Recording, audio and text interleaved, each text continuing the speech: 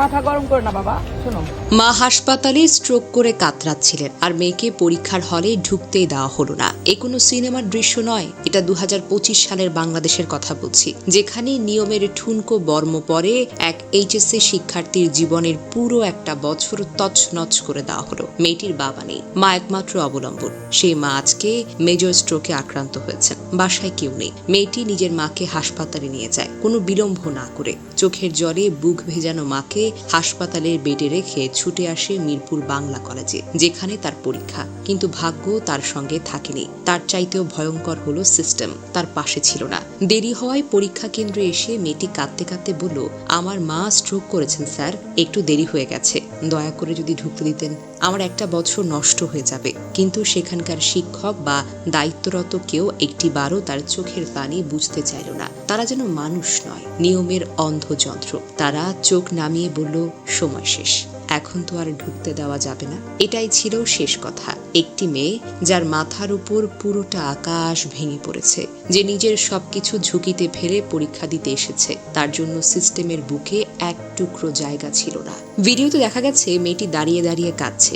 সে বারবার মুখ ঢাকার চেষ্টা করছে, লজ্জায়, কষ্টে, অপমানে। কারণ সে জানে এই সমাজ শুধু প্রশ্ন করে, সহানুভূতি দেখায় না। তার কান্না ছিল এমন, যা একটা জাতিকে জাগিয়ে তোলার কথা। কিন্তু আমাদের সমাজ তখনও ঘুমিয়েছিল।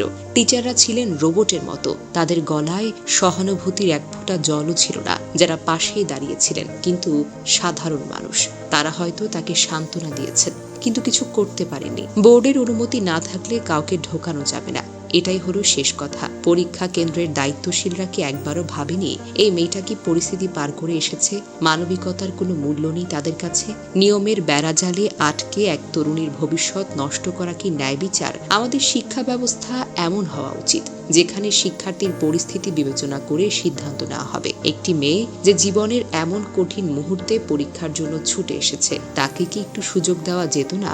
কঠোর নিয়মের আড়ালে মানবিকতাকে হারিয়ে ফেলা কি আমাদের শিক্ষার কোনো উদ্দেশ্য হতে পারে? এই ঘটনা আমাদের শিক্ষা ব্যবস্থার সংস্কারের জরুরি প্রয়োজনীয়তাকে তুলে ধরে।